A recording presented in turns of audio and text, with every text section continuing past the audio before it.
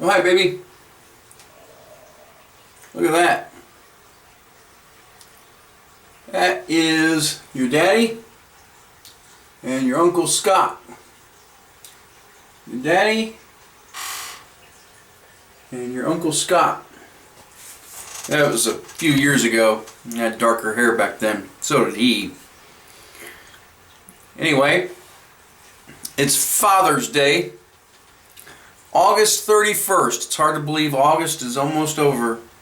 It's going to be September. It's going to be fall soon. It's your Uncle Scott's birthday today. It's his birthday.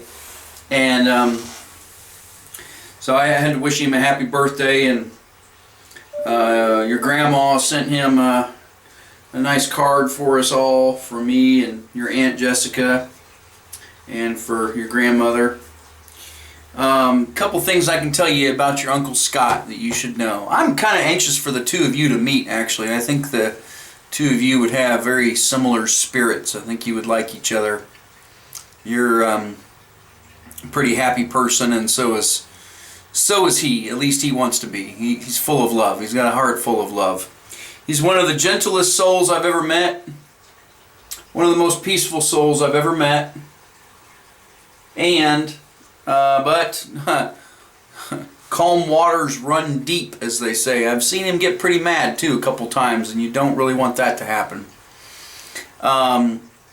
He's ferociously loyal. He's ferociously defensive. He's a protector of those things and people that he loves.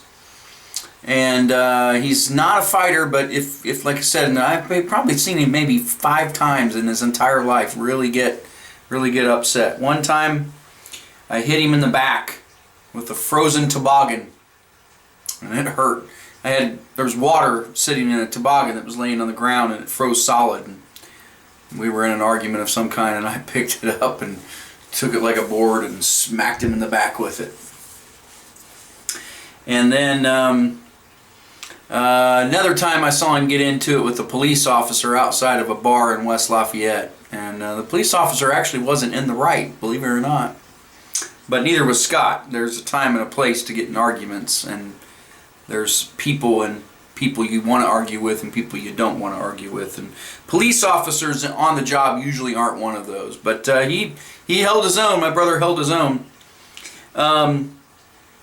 We've had a lot of fun. This was actually a trip I took down to spend with him in Texas. We went fishing just about every day. And he works for a newspaper in Longview, Texas. And we did everything together as kids. We were, well, there's nobody on earth I don't think closer to me than him. And so I love him very much.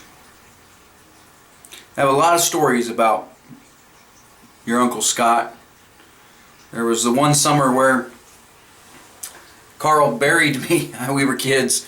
Carl buried me in their garden, put mulch and grass and dirt all over my body, and buried me like I was dead. And we hid for a long time there, and made Scott very, very afraid. And when he finally found us, we convinced him that I was dead, and he ran all the way home and told my mother, your grandmother, that I had died.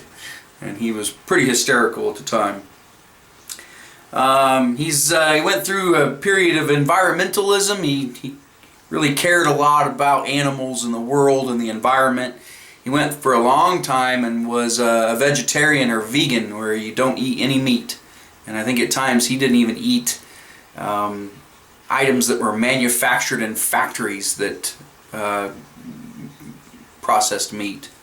He was pretty hardcore. Actually, I think that's what they call it, hardcore or straight edge. He was a pretty good skateboarder when he was younger. He's very good at what he does with the newspaper now. And I really have never met anyone that doesn't like your Uncle Scott. Knowing Scott means you like him. That's what it is. And so, anyway, he's 14 months younger than me. He's the middle child of the family. And he's a really good man. He's a really good man.